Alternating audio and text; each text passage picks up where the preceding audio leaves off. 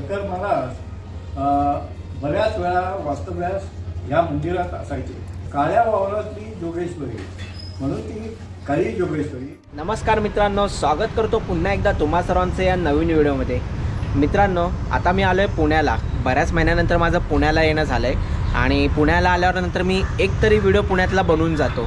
आणि हा व्हिडिओ असणार आहे काळी जोगेश्वरी या मंदिरावरती, जे आहे दगडूशेठच्या मागे जे दत्त मंदिर आहे. दत्त मंदिराच्या बाजूलाच एक गल्ली आहे, त्या गल्लीला लागूनच ते मंदिर आहे काळी जोगेश्वरीचं. पुण्यात जोगेश्वरीची खूप मंदिरं आहेत, जसे की तांबडी जोगेश्वरी, पिवळी जोगेश्वरी, तशीच ही काळी जोगेश्वरी माता.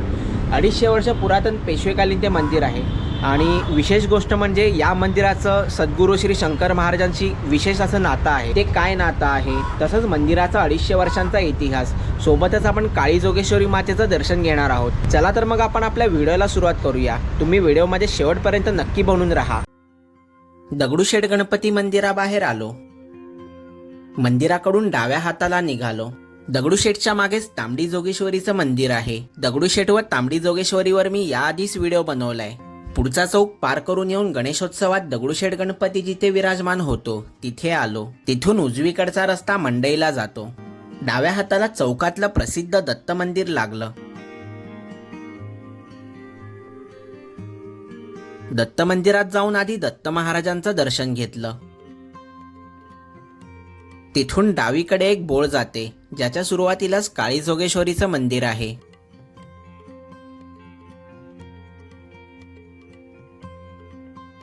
चालत येऊन आता मंदिराकडे पोहोचलो.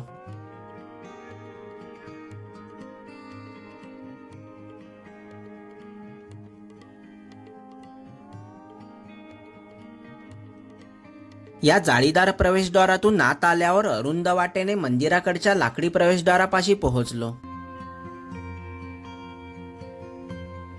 प्रवेशद्वारावर मंदिराचा नामफलक बसवलाय.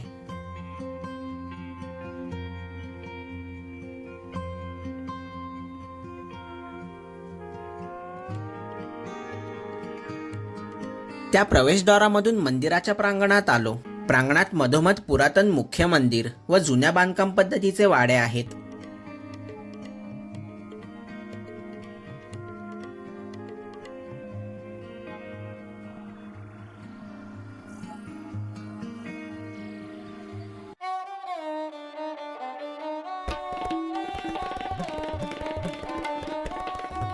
मंदिराचा सभामंडप बऱ्याच लाकडी खांबांवर पेललाय, जे पेशवे काळातील बांधकाम पद्धतीचा भास करून देतात.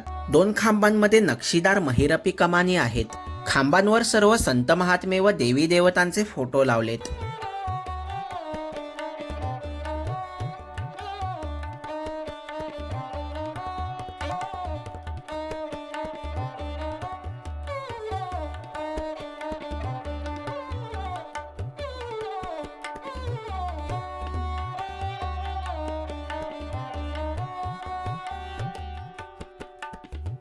त्यासोबतच सभामंडपातल्या भिंतीवरही काही स्तोत्रांचे फलक लावलेत.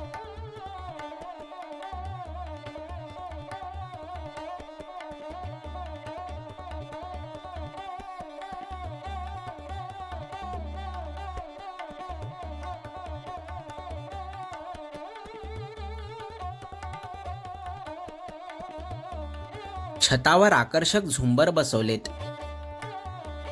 सभा मंडपात मागच्या बाजूला 3 छोट्याशा देवळ्या आहेत, ज्यात मधोमध गणपती बाप्पा आहेत.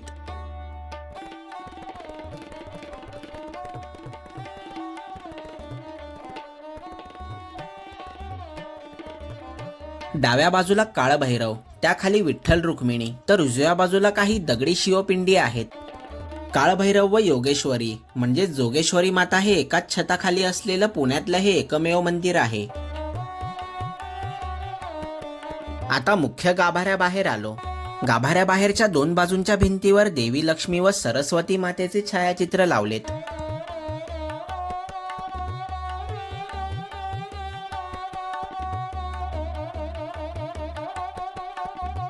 गाभाऱ्यात मधोमध सिंहासनावर 7 शृंगार केलेली जोगेश्वरी माता विराजमान आहे. चतुर्भुज देवीच्या मागच्या 2 हातात शंखचक्र, तर पुढच्या एका हातात पद्म व एका हाताने देवी भक्तांना आशीर्वाद देते. पिवळ्या साडीने देवीच्या सौंदर्यात आणखी भर पडलीये. देवीच्या डोक्यावर चांदीचा मुकुट, कपाळावर मळवट भरलाय, नाकात नथ व विविध अलंकारांनी देवीची शोभा आणखी वाढलीये. देवी समोरच खाली सिंहाचा मुखवटा आहे. यानेच देवी सिंहारूढ झाल्याचं भासतं. या देवीचं वैशिष्ट्य म्हणजे ही देवी त्रिनेत्री, म्हणजेच तिला 3 डोळे आहेत. तिचा 3रा डोळा हा कपाळी आडवा आहे. देवीवर चौकोनी मंडपी बसवली आहेत. नवरात्रोत्सवात यावर विविध फुलोरे साकारतात. देवीच्या मागच्या भिंतीवर स्वस्तिक साकारलंय. दिव्याने त्या आणखी उजळून निघालय. मागे एका हाताला छोटासा देव्हारा तर एका हाताला आणखी एका देवीची छोटीशी मूर्ती आहे. मंदिर स्थापनेनंतरची ही दुसरी मूर्ती आहे, जी 1955 साली जयपूरहून घडवून आणून इथे बसवण्यात आली. गाभाऱ्यात जायला मनाई असल्याने बाहेरूनच देवीचं दर्शन घेतलं. मंदिरात अश्विन नवरात्रोत्सव मोठ्या जल्लोषात साजरा केला जातो. अष्टमीला नवचंडिका होम होतो. दर्शन करून विश्वस्तांकडून मंदिराविषयीची माहिती थोडक्यात जाणून घेतली. तर मंडळी, नुकतंच आपण पुण्यातल्या बुधवार पेठेतल्या 250 वर्ष जुन्या पेशवेकालीन काळी जोगेश्वरी मंदिरात आई मातेचं दर्शन घेतलं. काळ्या पाषाणातली ही मूर्ती आहे देवीची. खूप लोभस आणि प्रसन्न अशी मूर्ती आहे. तर आता आपण आपल्यासोबत या मंदिराचे विश्वस्त आपल्यासोबत आहेत, तर त्यांच्याकडून आपण देवीविषयी आणि या मंदिराविषयीची थोडक्यात माहिती जाणून घेऊया. तर काका, सर्वप्रथम तुमचं आपल्या या चॅनलवर खूप खूप स्वागत आहे. नमस्कार. तुमचं नाव सांगाल का? मी चंद्रशेखर बेडे. तुम्ही मला या मंदिराचा इतिहास सांगू शकाल का? आणि या देवीच्या मूर्तीला काळी जोगेश्वरी असं नाव पडलं, तर त्यामागची काय गोष्ट आहे? हे साधारणपणे 250 वर्षापूर्वीचं देऊळ असून या ठिकाणी या ठिकाणाला काळं वावर असं म्हणायचे.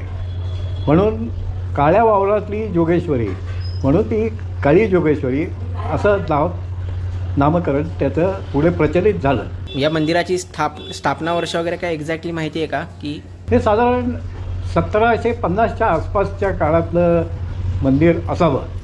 या मंदिराबद्दल आणखीन एक गोष्ट मला ऐकून आहे मी, ती म्हणजे संतश्रेष्ठ श्री शंकर महाराज या मंदिरात वास्तव्यास असायचे आणि या मंदिराशी त्यांचं खूप खास नातं आहे. मंदिर म्हणण्यापेक्षा हा जो बुधवार पेठेतला जो परिसर आहे तिकडचं, तर त्याबद्दल आणखी काही खोलात तुम्ही माहिती देऊ शकता? शंकर महाराजांच्या बाबतीत या परिसरामध्ये त्यांचं वास्तव्य कायमस्वरूपी इथेच असायचं. बाबू विनोद चौक आणि आपल्या मंदिराच्या समोर त्या काळी सत्तार खान बेडी वर्क्स तिथे ते त्याची बैठकीचं ठिकाण होतं. आणि त्यांचा जो आत्ता फोटो आहे तो फोटो देखील विजय फोटो स्टुडिओ यांनी प्रत्यक्षात इथेच घेतला होता. या मंदिरात बाबू विनोद चौकामध्ये तो फोटो त्यांनी घेतला होता आणि तो पुढे प्रचलित झाला. तो फोटो स्टुडिओ आता आहे का? अस्तित्वात नाही आहे. बरं, आता तुम्ही शंकर महाराजांचा या बुधवार पेठेतल्या परिसराच्या बाबतीतलं नातं सांगितलं, उल्लेख केला, पण खास करून या मंदिराशी त्यांचं असणारं नातं उलगडून सांगाल का? हो, शंकर महाराज बऱ्याच वेळा वास्तव्यास या मंदिरात असायचे. बरं. आणि या मंदिरामध्ये समोरच्या बाजूला एक विहीर आहे. अच्छा. त्या विहिरीच्या तिथे त्याचं जास्ती वास्तव्य असायचं. बरं. आणि ही मालमत्ता खाजगी आहे का तुमची? या ठिकाणी ही आम्ही इथे विश्वस्त म्हणून गेली 150 वर्ष बरं ही आमची 8वी पिढी इथे कार्यरत आहोत. बरं. काका, खूप छान माहिती तुम्ही आपल्याला आपल्या दर्शकांना दिली काळी जोगेश्वरीबद्दलची. आणि पुण्यातलं, मीही बऱ्याच वर्ष झाले पुण्यात होते, लहानपणापासून पुण्यात होते, पण हे मंदिर मला अजिबात माहिती नव्हतं. पुण्यात असे खूप पेशवेकालीन किंवा मग त्याच्याही अगोदरचे पुरातन मंदिर आहेत. खरं तर त्याचं जतन, संवर्धन आणि ते लोकांपर्यंत जास्तीत जास्त पोहोचणं ही काळाची गरज आहे खरं तर. कारण की अशी बांधकाम पुण्यात सोडून आपल्याला हल्ली कुठेच पाहायला मिळत नाही. आणि जर पुण्यात जर असतील तर मग त्याचं संवर्धन होऊन ते लोकांपर्यंत जास्तीत जास्त पोहोचणं ही आपली खरी गरज आहे आजची. आणि मी किंवा माझ्यासारखे आणखी जे यूट्यूबर असतील किंवा मग समाज माध्यमांमध्ये जे काम करणारे प्रतिनिधी असतील, त्यांची हीच भावना असते की असे चांगल्या गोष्टीही लोकांपर्यंत पोचाव्यात. तुम्ही दिलेल्या माहितीबद्दल तुमचे शतशः आभार. धन्यवाद. मंदिराच्या बाजूला औदुंबराचा पार आहे. पारावर एक छोटीशी देवळी बसवली आहे. त्या देवळीत दत्त महाराजांची मूर्ती आहे. औदुंबराखाली दत्त महाराजांचं सदैव वास्तव्य असतं. औदुंबरामागे जुनी विहीर आहे जी आता झाकलेली आहे. शंकर महाराजांसंबंधीचा मगाशी विहिरीचा उल्लेख केलेला ती हीच विहीर. बाजूने मंदिराचा कळस पाहिला. तर मंडळी, या व्हिडिओमध्ये आपण पुण्यातल्या बुधवार पेठेतल्या या काळ्या जोगेश्वरी मातेचं दर्शन घेतलं. 250 वर्ष पुरातन पेशवेकालीन हे मंदिर आहे. मंदिरात आई भवानी मातेची मूर्ती आहे, प्रसन्न अशी मूर्ती आहे. सोबतच आपण या मंदिराचा इतिहास, सोबत शंकर महाराजांसोबतचं या मंदिराचं नातं, हे सर्व आपण या व्हिडिओच्या माध्यमातून जाणून घेतलं. सोबतच आपण भिडे काकांकडून ही सर्व माहिती जाणून घेतली. मंदिराच्या आजूबाजूचा परिसरसुद्धा खूप प्रसन्न आणि छान असा आहे. हा व्हिडिओ मी आता इथेच थांबवतो. तुम्हाला हा व्हिडिओ कसा वाटला ते खाली कमेंट करून नक्की सांगा. व्हिडिओ आवडल्यास व्हिडिओला नक्की लाईक करा, जास्तीत जास्त शेअर करा. चला तर मग भेटू आपण अशाच नवीन आणि इंटरेस्टिंग व्हिडिओसोबत.